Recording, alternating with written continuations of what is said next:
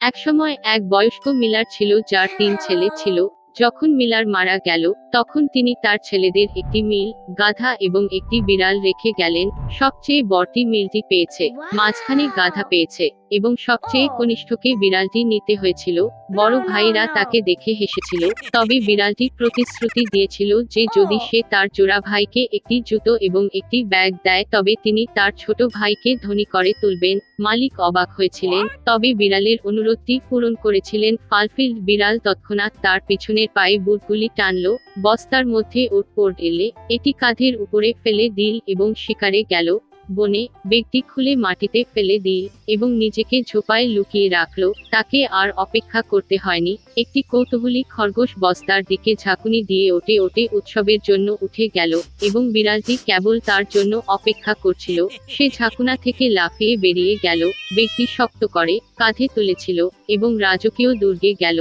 সে দেশের রাজা ভালো খাবারের এক মহান প্রেমিক ছিলেন। বিড়াল তাকে গভীরভাবে প্রণাম জানালো। খরগোশটি হস্তান্তর করল এবং বলল যে এটি তার মাস্টার মার্কুইস ডি কারাবাসের উপহার। রাজা এই আশ্চর্য হয়ে আনন্দিত হয়েছিলেন। বিড়াল প্রকৃত মহামানবের মতো মাথা নত করে রাস্তায় ধাক্কা মারল। পরের দিন তিনি আবার বস্তা নিয়ে শিকারে গেলেন। এবার তিনি দুটি চর্বিযুক্ত পার্টরিজ ধরতে সক্ষম হন। রাজা আরও একটি মনোরম উপহার দেখে আনন্দিত হয়েছিলেন। একাধিক সপ্তাহ ধরে বিড়াল রাজার কাছে পার্টরিজ এবং খড়ি করেছিল, তবে তিনি তার ক্ষুধার্ত মালিককে এ সম্পর্কে কিছুই বলেননি। একবার বিড়াল প্রাসাদে একটি রাজকন্যাকে দেখল। সে খুব সুন্দর ছিল।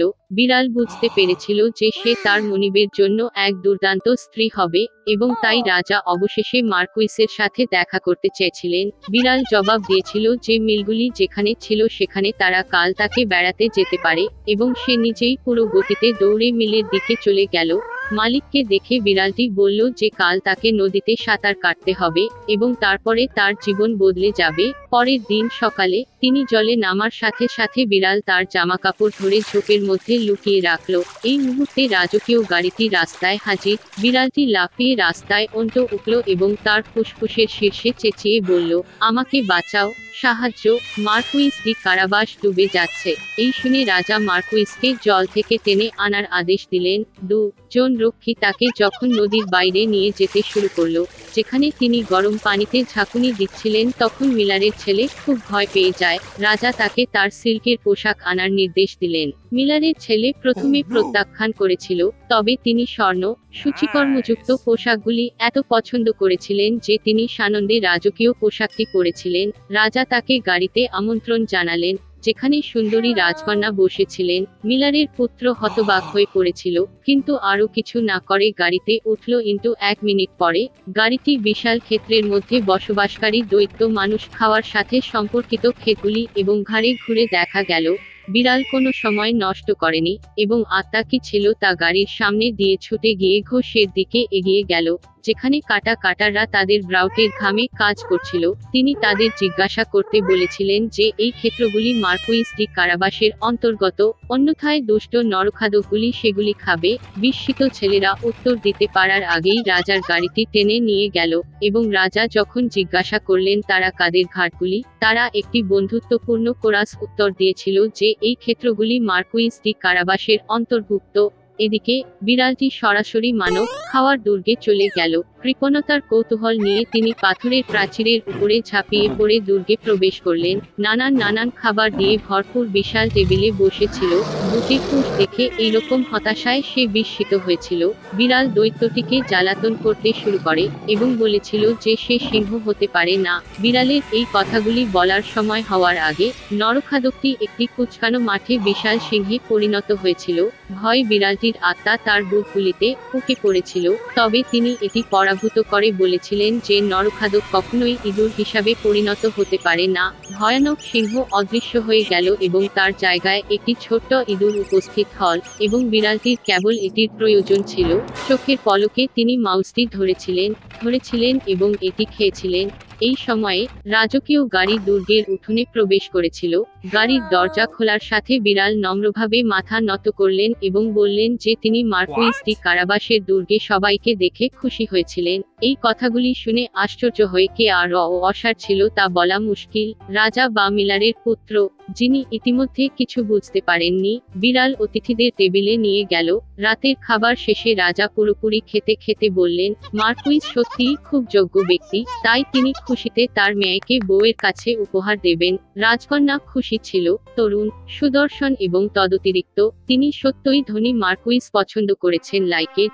শীঘ্রই তারা একটি বিবাহ খেলেন। সুতরাং মিলারের ছেলে একটি রাজকন্যাকে বিয়ে করে রাজপুত্র হয়। তারা সকলেই সুখী জীবনযাপন করেছিল, বিশেষত বিড়াল, যিনি গর্বের সাথে উঁচু বুটে প্রাসাদটি গতিময় করেছিলেন। এক রাজকন্যা একটি বিলাসবহুল দুর্গে থাকতেন। তার বয়স মাত্র 14 বছর, তবে তিনি ভয়াবহভাবে ক্ষতিগ্রস্ত এবং মুদি ছিলেন। একবার তিনি এপ্রিলের জন্য কিছু নিয়ে এসেছিলেন এবং নতুন বছরের ভোজসভায় বসন্তের ফুল ছিল। তিনি একটি ডিক্রি জারি করেছিলেন যাতে তিনি বসন্তের সূচনার ঘোষণা করেছিলেন এবং যে রাজপ্রাসাদে স্নোড্রপস নিয়ে আসেন তাকে উদার প্রতিদান দেওয়ার প্রতিশ্রুতি দিয়েছিলেন।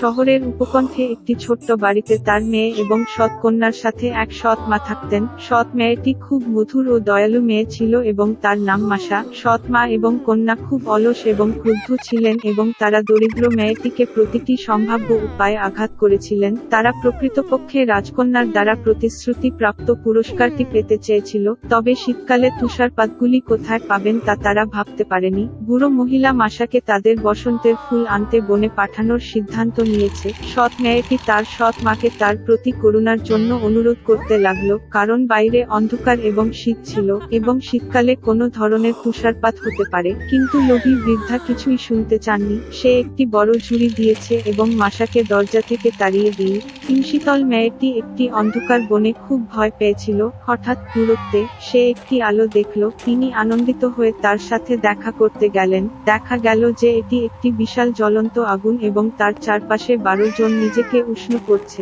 তার সাহস বাড়িয়ে মেয়েটি তাদের কাছে এসেছিল এবং বলেছিল যে দুষ্ট সৎ মা তাকে জঙ্গলে নিয়ে গিয়ে তুষারপাতগুলি সংগ্রহ করে। দেখা গেল যে 12 মাস ছিল। ভাইয়েরা মাসার জন্য দুঃখ পেয়েছিল এবং তারা তাকে সাহায্য করার সিদ্ধান্ত নিয়েছে। ভাই এপ্রিল একটি বানান উচ্চারণ করেছিল এবং হঠাৎ বসন্ত এসে জঙ্গলে এবং ক্লিয়ারিং এ এসেছিল। তুষার গোলে সবুজ ঘাসের উপস্থিতি, তুষারপাত প্রস্ফুটিত। মেয়েটি ফুল সংগ্রহ করতে শুরু করে এবং শীঘ্রই তাদের সাথে একটি বড় ঝুড়ি ভরে দেয়। তরুণ এপ্রিল সত্যিই তাকে পছন্দ করেছিল এবং সে তাকে একটি জাদুর আংটি দিয়েছে। যদি সমস্যা দেখা দেয় তবে তাকে অবশ্যই মাটিতে ফেলে দেওয়া হবে। একটি স্পেল কাস্ট করা হবে এবং সমস্ত 12 মাসই উদ্ধার করতে আসবে। মাসা তাদের ধন্যবাদ জানিয়ে বাড়ি চলে গেলেন। মেয়েটি যখন স্নোড্রপগুলি বাড়িতে এনেছিল তখন সৎ মা ও কন্যা এতে খুব অবাক হয়েছিল। মাসা যাত্রা থেকে খুব ক্লান্ত হয়ে পড়েছিল, সঙ্গে সঙ্গে শুয়ে পড়ে। তার সতত বোন সন্দেহ ছিল কিছু ভুল ছিল। মেয়েটি যখন ঘুমাচ্ছিল তখন সে তার জাদুকির আংটিটি খুঁজে পেয়ে তা নিজের কাছে নিয়ে গেল। ঘুম থেকে ওঠার পরে সৎ মেয়েটি ক্ষতিটি আবিষ্কার করে তিনি রিংটি ফিরিয়ে দিতে ভিক্ষা শুরু করলেন, কিন্তু তার সৎ মা ও মেয়ে কিছুই শুনতে চান না। ঝুড়ির ঝুড়ি নিয়ে তারা ছুটে গেল রাজপ্রাসাদে। প্রাসাদে একটি দুর্দান্তভাবে সজ্জিত নতুন বছরের গাছ ছিল, তবে আসন্ন উদযাপন মোটেই মজাদার রাজকন্যাকে সন্তুষ্ট করেনি এবং কেবল যখন সৎ মা এবং কন্যা তার জন্য একটি সম্পূর্ণ ঝুড়ি তুষারপাত নিয়ে এসেছিল, রাজকন্যা তার ক্রোধকে করুণায় পরিবর্তন করেছিল। ফুলটি কোথা থেকে এসেছে তা সৎ মা স্পষ্টভাবে উত্তর দিতে পারেনি এবং তাকে স্বীকার করতে হয়েছিল যে তার সৎ পুত্র সেগুলি সংগ্রহ করেছিলেন। রাজকন্যা তৎক্ষণাৎ তুষারপাতের সাহায্যে ঘাটে যাওয়ার সিদ্ধান্ত নিয়েছে। পথে তিনি দরিদ্র মাসার দিকে চেয়ে রইলেন, যাতে তিনি যে জায়গাটি বেছে নিয়েছিলেন সেখানকার জায়গাটি সে দেখায়। মেয়েটি বলল যে সে এটি প্রদর্শন করবে, তবে কেবল যদি আংটিটি তার কাছে ফিরে আসে। এইরকম অসম্মান থেকে রাজকন্যা রাগান্বিত হয়ে রিংটি ফেলে দেয়, তবে সৎ কন্যা একটি বানান ফেলতে সক্ষম হয়েছিল। তাৎক্ষণিকভাবে একটি শক্তিশালী বাতাস উঠল, বজ্রধ্বনিতে কাঁপতে কাঁপতে কাঁপতে কাঁপতে কাঁপতে ঝরে পড়ল। বৃদ্ধ লোক জানুয়ারি তাদের সামনে হাজির। তিনি সবাইকে একটি ইচ্ছা করার জন্য আমন্ত্রণ জানিয়েছিলেন। ভয় ভয় রাজকন্যা যত তাড়াতাড়ি সম্ভব প্রাসাদে থাকতে চেয়েছিল। মাসা একটি ইচ্ছা তৈরি করেছিলেন যে যথাসময়ে সবকিছু তার জায়গায় ফিরে আসবে। শীতে গ্রীষ্মে সৎ মা ও কন্যা এত শীতল ছিল যে তারা কোনো পশম এমনকি একটি কুকুরের তৈরি ফুড চেয়েছিল। এই বলে লোভী মহিলারা তৎক্ষণাৎ কুকুরে পরিণত হল। রাজকন্যাকে প্রাসাদে পৌঁছানোর জন্য তাদের একটি নিদ্রা দেওয়া হয়েছিল। মাসা ভাইদের তাদের সহায়তার জন্য ধন্যবাদ জানায়। তারা প্রতিশ্রুতি দিয়েছিল যে সৎ মা ও তার মেয়েকে মানুষা ফিরিয়ে আনবে, তবে কেবল তখনই তারা বাধ্য হয়। মাসগুলি মেয়েটিকে একটি দুর্দান্ত বিড়ম্বনা দেয় যা ঝাঁকুনিযুক্ত ঘোড়া দ্বারা সজ্জিত। তাদের দেখে রাজকন্যা প্রাসাদে যাত্রা শুরু করল। রাজকন্যা তার জীবনে প্রথমবারের মতো দয়া করে শব্দটি উচ্চারণ করেছিলেন এবং মাসা সানন্দে রাজি হয়ে গেল।